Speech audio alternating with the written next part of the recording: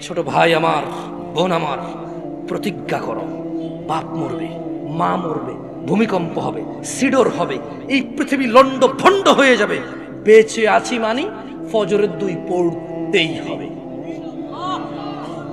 বেঁচে আছি মানে জোহর, আসর, মাগরিব, ইশা পড়তেই হবে। একটু আগে সিগারেট খেয়েছি, একটু পরে আজান হয়েছে, নামাজ পড়তে হবে। একটু আগে পর্নোগ্রাফি, উলঙ্গ সিনেমা দেখেছি, একটু পরে আজান হয়েছে, নামাজ পড়তেই হবে। ঘুমের মধ্যে কাপড় চোপড় নষ্ট হয়েছে, মা জানে, বাপ জানে, ভাবি জানে, বোন জানে, সবাই জানে। এখন গোসল করলে সবাই বুঝবে কেন গোসল করছো।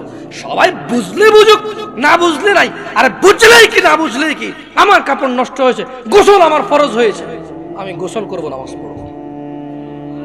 রাতে আমার ঘুম আসে নাই, বন্ধু বান্ধবের পাল্লায় পড়ে সারা রাত বসে বসে উলঙ্গ ছবি দেখেছি, যা অত্যন্ত ঘৃণিত এবং যা আমার জীবনকে তছনছ করে দেবে, যা আমার জীবনের বরকত নষ্ট করে দেবে, যা আমাকে লাঞ্ছিত অপমানিত করবে, এমন অপরাধে লিপ্ত ছিলাম। কারণ এই জানাবে বিচার যে করবে, যে জানার সাথে জড়িত, সে অপদস্থ হবেই হবে।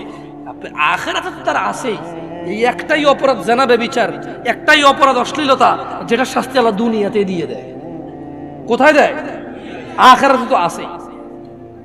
সারা রাত উলঙ্গ ছবি দেখেছো, দেখে নিজের জামা কাপড় নষ্ট করেছো, অপবিত্র করেছো।